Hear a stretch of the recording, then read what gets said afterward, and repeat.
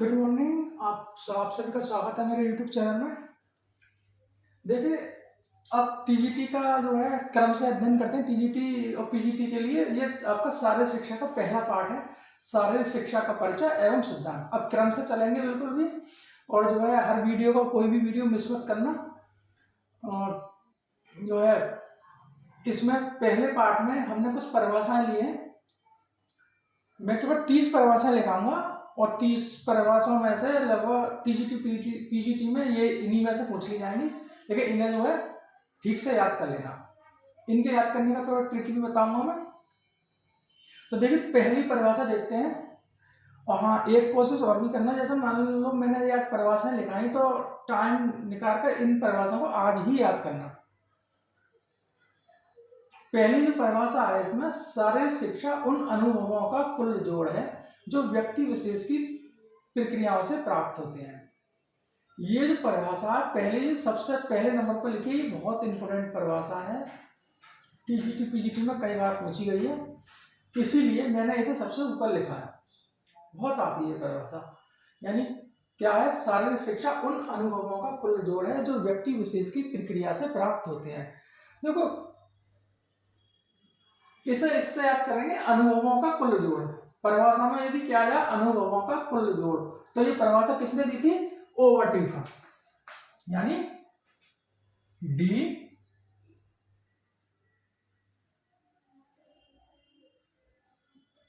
Over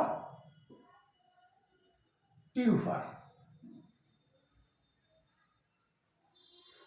D ओवर ट्यूफर। ध्यान रखना, आपको इसमें क्या याद करना है? अनुभवों का कुल जोड़। ठीक है, परिभाषाएं बड़ी होती है, इसमें जो है और मिक्स हो जाते हैं, याद करने में कठिनाई होती है, इसलिए ना प्रत्येक परिभाषा में कुछ शब्द हमने जो है छांट रखे हैं, उन्हीं को याद रखना है, और हमारी परिभाषा जो है एग्जाम में ठीक हो जाएगी। तो आपको याद रखना है इस परिभाषा में अनुभवों का कुल जोड़। किसी परिभाषा में क्या है, अनुभवों का कुल जोड़, तो वो परिभाषा किसकी है? डी ओवर ट्यूफर की। दूसरी परिभाषा है, शारीरिक शिक्षा शिक्षा का वह बड़ा भाग है या बड़ा अंग है जो बड़ी मांसपेशियों से होने वाले कार्य तथा उनसे संबंधित प्रतिक्रियाओं के संबंध रखता है। ठीक है, यहां कहीं गया बड़ी मांसपेशियां, बड़ी मांसपेशियां बड़ा भाग। तो ये जो परिभाषा दी, ये दी थी आपकी जेविनेस, जे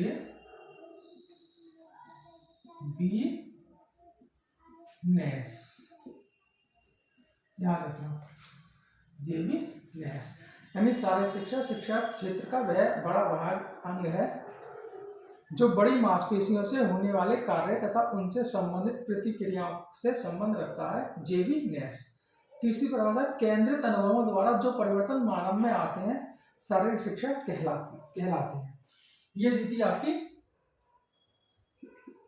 आर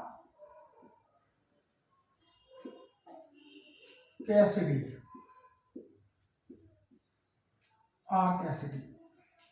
ठीक है। परिभाषा में क्या आया? केंद्रित अनुभव, इसे मैं अंडरलाइन कर देता हूं। केंद्रित अनुभवों द्वारा जो परिवर्तन मानव में आते हैं शारीरिक शिक्षा कहलाते हैं। ये परिभाषा किसकी है? R Cassidy. केंद्रित और कैसिडी, ये याद रखना। केंद्रित अनुभव आएंगे तो वो किसकी है? आपकी आर कैसिडी। बड़ी मांसपेशी आएगी तो किसकी है? जेविनेस की। अनुभवों का कुल जोड़ है तो किसकी है? डी ओवर ट्यूफर। शारीरिक शिक्षा का उद्देश्य शारीरिक विकास, गामक विकास, मानसिक विकास एवं मानवीय संबंधों का विकास, मानवीय संबंधों का विकास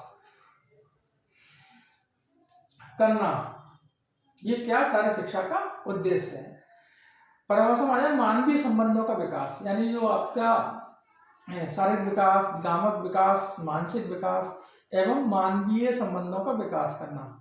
ठीक है, तो ये आ जाए आपका मानवीय संबंधों का विकास करना। तो ये दी थी आपकी चार्ल्स ए बूचर।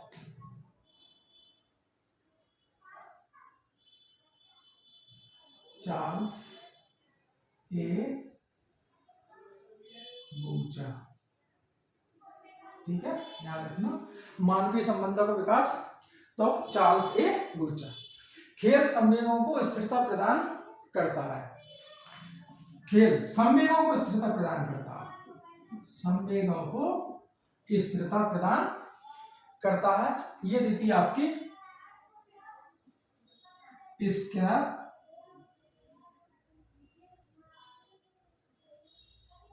एवं हैरिसन, स्किनर एवं हैरिसन। ठीक है, क्या आया? कम संवेगों को स्थिरता प्रदान करना, स्किनर एवं हैरिसन। मनोरंजन गति का विषय ना कि भावुकता का, यानी गति का विषय है ना कि भावुकता, गति का विषय है ना कि भावुकता। ये है आपकी जोसेफ ली, जोसेफ ली। ठीक है, ये परिभाषा किसकी है? जोसेफ ली, यानी मनोरंजन गति का विषय ना कि भावुकता का। तो ये परिभाषा है जोसेफ ली, याद करना, गति का विषय और भावुकता। समाज शास्त्र वह विज्ञान है जो समाज का अध्ययन करता है, सीधी सी है, यानी समाज शास्त्र वह विज्ञान है जो समाज का अध्ययन करती है, केवल समाज का अध्ययन करती है समाज शास्त्र। तो ये सीधी सीधी किससे बोलती है? ओडम। ये परिभाषा किसकी है? ओडम। एक बार से जो है पूरा वीडियो देखेंगे और शांति से देखेंगे तो परिभाषा सब याद हो जाएंगी। इसमें थोड़ी थोड़ी ट्रिक बना रखी है याद करने की, ठीक है, तो उनसे याद कर लेना। अनुभवों का कुल जोड़ D/T पर, बड़ी मांसपेशी जेविनेस, केंद्रित अनुभव आर्केसिडी, और मानवीय संबंधों का विकास चार्ल्स ए बूचर, संवेगों को स्थिरता प्रदान करना स्किनर एवं हैरिसन, गति का विषय है ना कि भावुकता तो जोसेफ ली, और समाजशास्त्र समाज का अध्ययन करता है ओडम। प्राणियों के संरक्षण, वृद्धि एवं विकास के लिए खेलकूद बहुत ही महत्वपूर्ण है।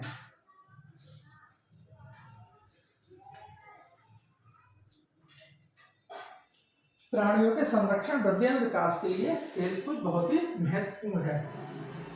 प्राणियों के संरक्षण एवं वृद्धि एवं विकास किसके? प्राणियों के, प्राणियों के संरक्षण, वृद्धि एवं विकास के लिए खेलकूद बहुत ही महत्वपूर्ण है। McDougall,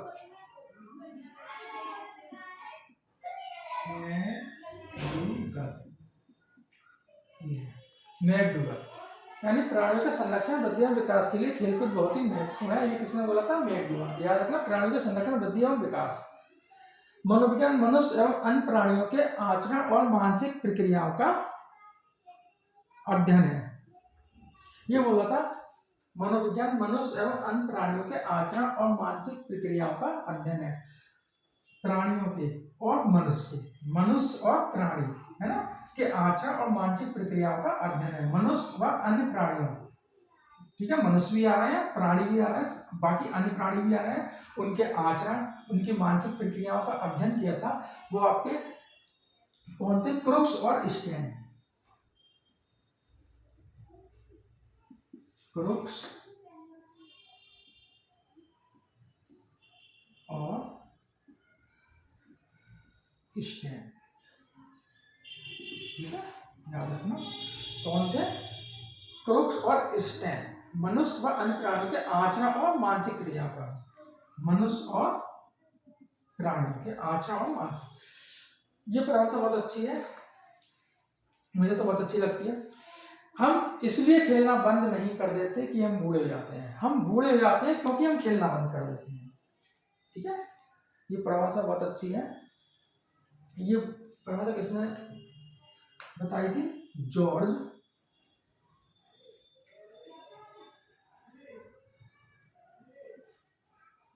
Bernard Shaw. ठीक, बहुत अच्छी परिभाषा। हम इसलिए खेलना बंद नहीं कर देते कि हम बूढ़े हो जाते हैं, हम बूढ़े हो जाते हैं क्योंकि हम खेलना बंद कर देते हैं। ये परिभाषा दी थी जॉर्ज बर्नार्ड शॉ। अगली है, बाधाओं को आपको रोकना नहीं चाहिए। यदि आप एक दीवार से टकरा जाते हैं तो मुड़कर हार ना माने, बल्कि उस पर कैसे चढ़ें इसके बारे में सोचें और उसे अंजाम तक पहुंचाएं या अंजाम दें या उस पर विजय पाएं। ये परिभाषा जो दी थी माइकल जॉर्डन, माइकल जॉर्डन, ये बास्केटबॉल के खिलाड़ी थे, ठीक है, बास्केटबॉल के खिलाड़ी थे। और ये परिभाषा उन्होंने दी थी, बादाम को आपको रोकना नहीं चाहिए, आप एक दीवार से टकरा जाते हैं तो मुड़कर हार ना माने, बल्कि उस पर कैसे चढ़ें इस बारे में विचार करें और अंजाम तक पहुंचाएं और उस पर विजय कैसे पाएं। ये बोला था माइकल जॉर्डन, याद रखना, बास्केटबॉल के खिलाड़ी। स्वस्थ शरीर में स्वस्थ मस्तिष्क का निर्माण, बहुत इंपॉर्टेंट परिभाषा है ये परिभाषा बहुत ही इंपॉर्टेंट है, ये भी बहुत इंपॉर्टेंट है। ये आज जो परिभाषा है 30 परिभाषाएं कराऊंगा, जिसमें आपकी 16-17 परिभाषा ये है, बाकी 14-15 और है। ये परिभाषा बहुत इंपॉर्टेंट है, इन्हीं में से आ जाएगी, बस आप इन्हें याद कर लें ठीक से। ट्रिक भी बताया जा रहा है याद करने की, अब याद करना है आपको, एक बार देखेंगे याद हो जाएंगे, वीडियो पूरा देखना याद हो जाएगी। स्वस्थ शरीर में स्वस्थ मस्तिष्क का निर्माण होता है। इसमें थोड़ा कंफ्यूजन रहता है, कोई प्लेटो बताता है, कोई अरस्तु बताता है, तो कंफ्यूजन इसमें कोई है नहीं विशेष, मैं तुम्हें बताता हूँ। स्वस्थ शरीर और स्वस्थ मस्तिष्क का निर्माण, स्वस्थ शरीर में स्वस्थ मस्तिष्क का निर्माण होता है, यानी शरीर का संबंध मस्तिष्क से होता है, यानी जब हमारा शरीर सही होगा तो मस्तिष्क भी सही होगा। इसके बारे में सबसे पहले प्लेटो ने बताया था, लेकिन इन दोनों को लेकर, शरीर और मस्तिष्क को लेकर एक परिभाषा बनाई थी, वो आपकी अरस्तु ने बनाई थी। अब चूंकि परिभाषा है, ये क्या है, परिभाषा, स्वस्थ शरीर में स्वस्थ मस्तिष्क का निर्माण होता है, तो ये परिभाषा, तो परिभाषा आया तो फिर आप क्या लिखोगे इसमें, अरस्तु, ठीक है। ये भी बात सही है कि सबसे पहले शरीर और मस्तिष्क में एक संबंध होता है, इसके बारे में सबसे पहले जो विचार किया था या सबसे पहले जो बताया था वो प्लेटो ने बताया था, लेकिन परिभाषा नहीं दी थी, ठीक है। अगर क्वेश्चन ये इस तरह से आए कि स्वस्थ शरीर और स्वस्थ मस्तिष्क जो आपस में संबंध रखते हैं, इसके बारे में सबसे पहले किसने बताया, तो प्लेटो आया, लेकिन परिभाषा में किसने पढ़ाया, तो वो आपका अरस्तु है। तो ये परिभाषा है, तो इस समय यहाँ पर क्या आएगा, अरस्तु आएगा।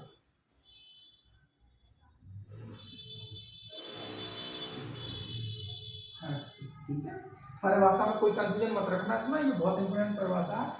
शरीर और मस्तिष्क में आपस में संबंध होता है, ये सबसे पहले प्लेटो ने बताया था, और शरीर और मस्तिष्क को एक परिभाषा में पिरोया था, वो किसने, अरस्तु ने। तो ये भी आपको ध्यान रखना है, अरस्तु। शारीरिक शिक्षा व्यक्ति की शारीरिक क्रियाओं का जोड़ है, जो परिणामों के आधार पर चयनित एवं संचालित होती है।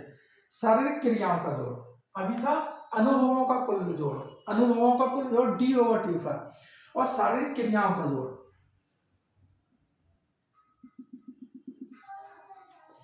क्रियाएं किसमें होती हैं, केमिस्ट्री में क्रियाएं जो है आपकी बिलियन होते हैं, उसमें होती है, तो उससे बिलियन से याद करेंगे JF बिलियन, JF बिलियन, ठीक है। यहाँ पे लिखेंगे आप JF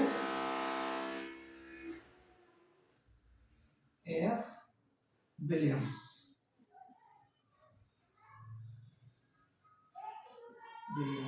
याद कर लेना, ट्रिक है।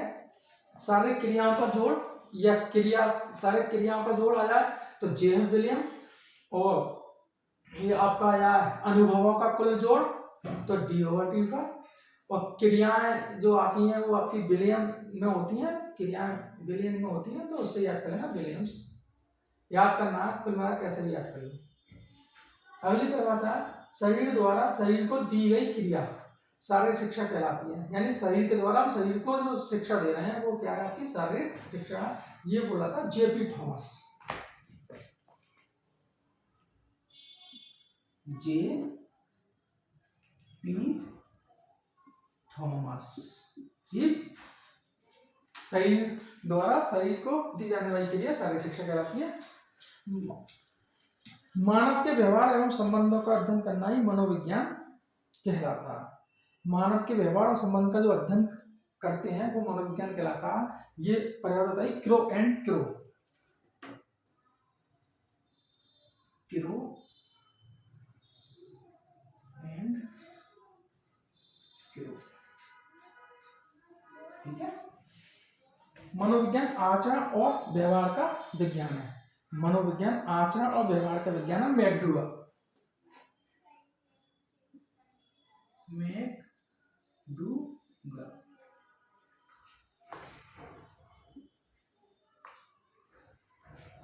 आधुनिक मनोविज्ञान का संबंध व्यवहार की वैज्ञानिक खोज है। ये मन ने बताया था, वैज्ञानिक खोज,